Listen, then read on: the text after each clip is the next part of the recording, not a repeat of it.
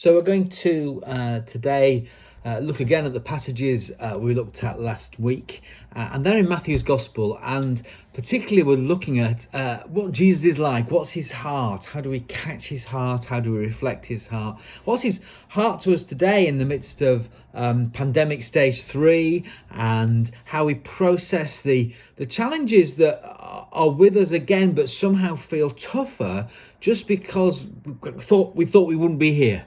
We thought we were making steady progress up, and now we've been knocked back and we've got to fight again and stand and help and support each other and be there for our communities, our families, and indeed the city and the nations that we're all in at the moment. So we're going to be reading from Matthew's Gospel in chapter 9 and then chapter 11. And there are two moments where we see Jesus reflective and talking to his close followers and showing us something of himself. So in Matthew chapter 9 from verse 35 we read, Jesus went through all the towns and villages, teaching in their synagogues, proclaiming the good news of the kingdom and healing every disease and illness. That's one of those summary moments where we get an insight into what the rhythm of Jesus' ministry was like. And then we get a reflective kind of, this is how he was, this is what he was saying. When he saw the crowds, he had compassion on them. Note that he had compassion on them because they were harassed and helpless like sheep without a shepherd. Then he said to the disciples, "The harvest is plentiful, but the workers are few. Ask the Lord of the harvest, therefore, to send out workers into his harvest field." So Jesus' response to the need around them is to send the church into the world to do what he'd been doing. And the next chapter, Matthew chapter 10, is an account of that. And there's a number of examples of that in the Gospels where Jesus commissions the if you like, the DNA beginning, the prototype church to go and do exactly what he was doing, say what he said, do what he does, and that begins the build up to the Great Commission that happens after the resurrection. The second example we're going to read is after the disciples have returned. There's a little bit of a conversation with them and a conversation about John the Baptist, a little bit of conflict. And then again, we have this kind of intimate moment, reflective moment, insightful moment, particularly very deeply into the heart of Jesus. And this is in Matthew chapter 11. Verse 25. At that time, Jesus said, "I praise you, Father, Lord of heaven and earth, because you've hidden these things from the wise and learned and revealed them to little children. Yes, Father, for this is what you were pleased to do." So Jesus is saying it's those of a clear faith, of a childlike faith, who are seeing who I am and are experiencing my power and my love. Not like these Pharisees and the people around who are around them, who are all full of themselves, really, and not open to Jesus. And then he begins to talk about his relationship with his Father, and then he goes on to talk about his heart. "All things have been committed to me by my Father. No one knows the Son except the Father, and no one knows the Father except the Son, and those to whom the Son has chooses to reveal him." Who's the Son revealing the Father to? Those of childlike faith. Then he says this, "Come to me, all you who are weary and burdened or heavy laden, and I will give you rest. Take my yoke upon you and learn from me, for I am gentle and humble in heart, and you will find rest for your souls. For my yoke is easy and my burden is light." I want to focus in again on a phrase from each of these two readings. From the first reading, the phrase, "When he saw the crowds, he had compassion on them." And then from the second reading, the phrase, "Come to me, for I am gentle and humble in heart." As you know, we have 5 kids, and our second one's called Hannah. And if you know her, if you had a good look at her, you know she's got a scar upon her forehead. And this happened when she was about 3 3/4-ish. Kate was pregnant with Hope. It was built up to Christmas, and Kate and a good friend of hers had gone with their young kids to a garden centre, and they've been running around as kids do. And Hannah was running, and she tripped over a sort of display thing that there was, and fell headlong into a stone kind of thing for the garden, and she smashed her head on the stone and get gushing with blood, and in that moment Kate pregnant, runs and grabs hold of Hannah and wants to rush her off and get her sorted out, go to A&E, and there's all the protocols that these places have. You've got to fill in the accident book and do this and do that, and they didn't want her to go until she filled all the right forms in her case, saying, I just want to get my child, help, I just want to get my daughter sorted out. And it's interesting in that moment, what is a parent's response to need? What is a parent's response to a crisis? It's to be drawn towards it, not repulsed by it, not thinking, oh no, disaster, normal life shattered, gotta do a runner. But actually, we're drawn to need. We're drawn to our children's vulnerabilities and pain, and we want to help, and anything that gets in the way, you want to get out of the way. Stop! I don't do a form. I want to get to the hospital. I want to get some help. And we can see that, as if you're a parent, you can see that. You may have experienced that from your own parents. Now, that is what God is like. God's like that on the global scale. He sees the crowds and he has compassion on them. And he's like it at the intimate, personal scale. Come to me, for I am gentle and humble in heart. This comes out actually in so many different ways in the Bible.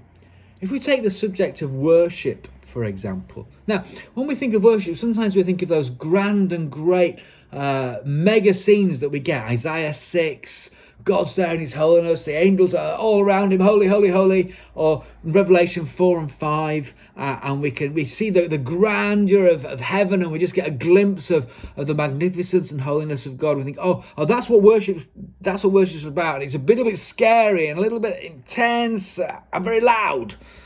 And actually, yes, of course, these things are true, but in the midst of both those stories, there is atonement. There is a setting right of sin, so God is approachable. In fact, in the Revelation stories, at the center of the throne, there's a lamb who is slain, depicting Jesus as our sacrifice for our sins, our way of getting to God.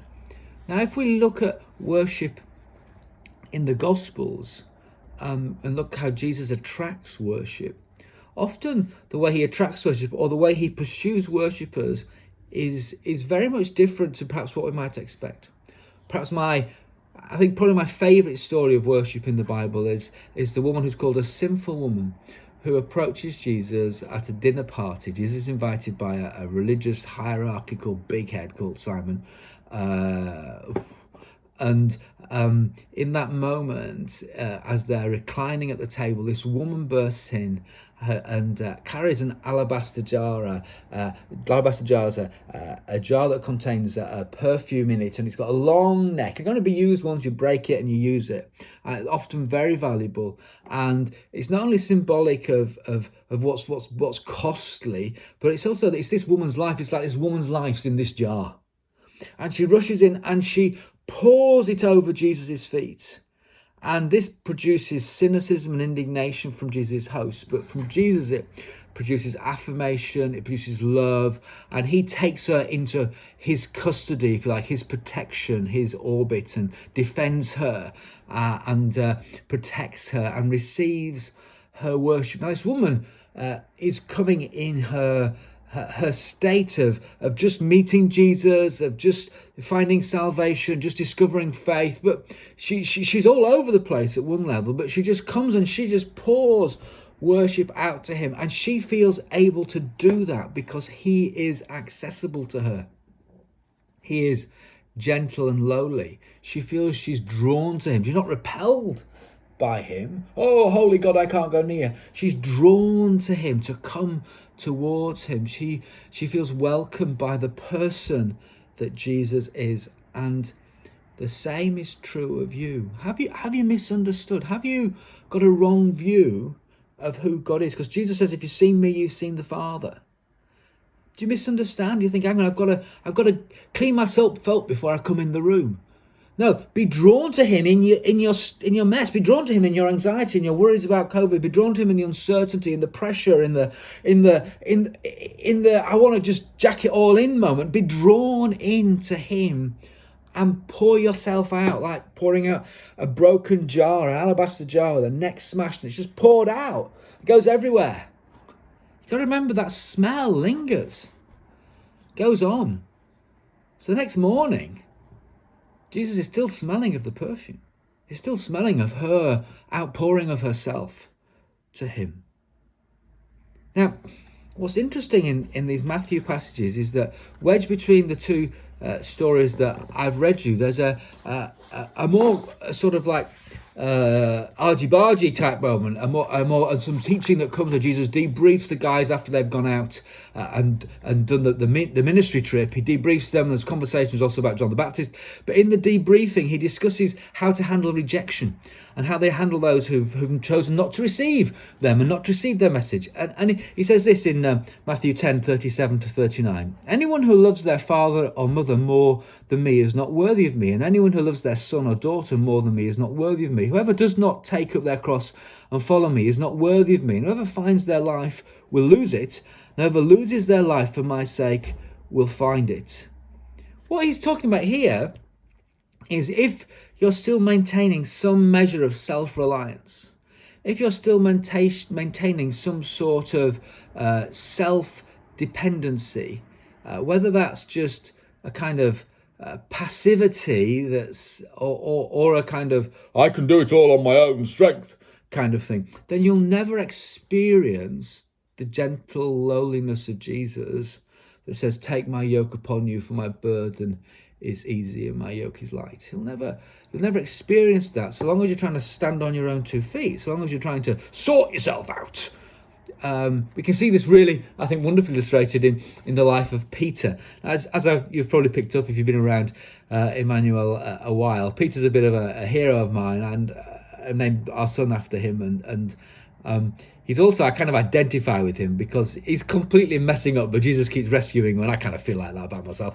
And we get this story of Peter repeatedly. In Matthew 16, he gets this amazing revelation. Who are you? Who do you think I am? And Peter goes, you're the Christ, the Son of the living God. And Jesus gets all excited, says, yeah, you're not going to call you Simon anymore. We're going to call you Peter, the rocky guy. You know, he's kind of like it's prophesied over by the Son of God. You know, he's like his whole life's laid before him.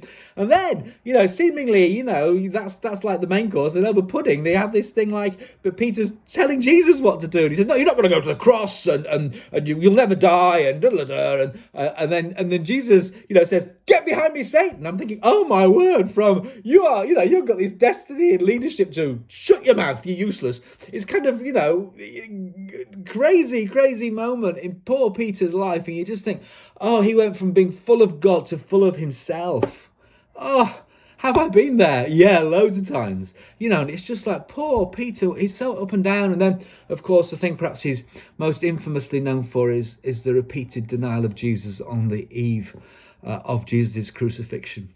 And in that moment, Jesus carries Peter and carries you and carries me with him, and carries us with him in his heart, in his body, to a point even of not only a dreadful trial and a whipping, not only to the crying out and the prayer beforehand, of course, but also ultimately to that point of surrender to death on the cross and burial. And in that moment, Jesus defeats sin and defeats Satan, defeats temptation. Ultimately, we see defeats death and is raised from the dead. A glorious moment in human history, the resurrection of the Son of God, when life is born again, if you like. Life is started again. Creation is being remade. What will Jesus be like after the resurrection? Who is the Son of God after these stories? What's he going to be like? Is he the same? Gentle, humble in heart? Is he the same guy? Well, back to our friend Peter. Peter obviously is completely messed up by all that he's been through. Completely distraught by it. What does Jesus do? Summons him? Has a meeting? Nah. Jesus goes fishing, cooks Peter breakfast, and then has a gentle conversation with him. Slowly but surely disarms Peter in his weakness and failure and restores him. Gentle, lowly, humble in approach. Jesus speaks to Peter, brings him all the way back. Maybe maybe this is so resonates with you. You feel like, oh, I recognize that, and I feel like, I had young person's dreams. I'm talking to some of you are young still, but they just kind of faded with just the weight of life. But actually, some of the things that were in those dreams were of God. We just have to walked out in life, and Jesus wants to come to you, put his yoke on you, put his arm around you, and restore you, and speak and breathe life into the things that he has for you. But more than that, he wants to breathe life into you as a person, because your dreams are part of you. You carry those in you, and he's coming now, I believe. He's determined that you will experience his love, his compassion, his kindness, and it would overflow, because the world needs it. He sees the world and he thinks, what I need to do is to send my people who have my heart, have experienced my yoke, experienced my love, experienced my gentle and lowliness of heart, and take that to the world to serve them. See, Jesus gets our weakness. The author to the Hebrews catches us really well. This is in Hebrews chapter 4, verse 15, describing the functioning work of Jesus now. How does Jesus work now? We do not have a high priest, Jesus, priestly on our behalf. Not a high priest who's unable to feel sympathy, who's unable to feel sympathy for our weakness. But we have one who's been tempted in every way, just as we are, yet he did not sin. Let us then approach God's throne of grace with confidence, so that we may receive mercy and find grace to help us in our time of need. What does that mean? Jesus experienced all temptations to the very end, to the point that he went to the cross and yielded his life. He didn't even on the cross yield to temptation to save himself, to get down. None of us have experienced temptation to the extent that Jesus has, because there's a point where each of us have sinned and we've yielded to temptation, and at that point the temptation, in a sense, has stopped in that it's won. But it never stopped for Jesus, because it never won. So Jesus has been tempted to the uttermost. He's experienced all temptation to its greatest extreme, because it kept on happening. And yet he ultimately didn't yield to temptation. He yielded to death on the cross, which produced resurrection to life. Now, what's Jesus' response to that? We do not have a high priest who is unable to feel sympathy for our weakness. He sympathizes with us in our frailty, in our struggles. Look back over your week, just now. What are the moments where you felt you were most struggling? You most wanted to thump somebody, shout, or just bury your head in a cushion and hope the world would go away? Jesus, at that moment, is most drawn to you and is most sympathetic to you. That's not the moment he's most repulsed by you. Kate was not repulsed by the blood gushing out of Hannah's head. She was drawn in that moment. In that moment, she rushed to the need of her child. In that moment, Jesus rushes to you. He gets it. So what then does the Hebrews book tell us? The next verse, it says, let us approach God's throne of grace with confidence, so we may receive mercy and find grace to help us in our time of needs. Jesus says, come to me. Let us go, because he gets it. He understands. He's most attracted to us when we are most in need of him. He's not repelled in that moment. He's drawn to us. That's why he came from heaven to earth. That's why the incarnation and the crucifixion took place, because he sees us as we are and is drawn to us. Peter, when Jesus restores him, has recommissioned him for fruitful living. He's not sent on holiday, he's sent out. We are called to have Jesus put his arm around us to receive his yoke, that we can then move into fruitfulness, fruitful living, to receive from him, to walk with him, to be fruitful, because the world is harassed and helpless, like sheep without a shepherd. And they need to know this gentle, humble Saviour who comes in love towards them, that they would know him. It's kind of circular in that sense, that God comes to us to send us out. But it's not that we get sorted and then go. It's that we go with him, and we remain in that place of weakness as we go, so that he can keep pouring in all his love and all that he has for us, so it can pour out of us at the same time. One of the ways we're reminded of this, and one of the ways we keep connecting with this, so we understand this, is through sharing bread and wine together. In sharing bread and wine, we're recognizing Jesus' sacrifice for us, his death in our place for our sin, and resurrection that comes from that. In it, we're recognizing our need for him, how he feeds us and sustains us, and how he cleanses us from all unrighteousness. And in it, we're also recognizing that we're joined together, we're one body. Even though we're all virtual, we're one together. And therefore, we're going to go back live now. And I'm going to lead us through a time of just sharing bread and wine together with our families in our homes. So let's go back live, and we're going to break bread together. And at the end of that, we'll pray in response to this message. God bless you.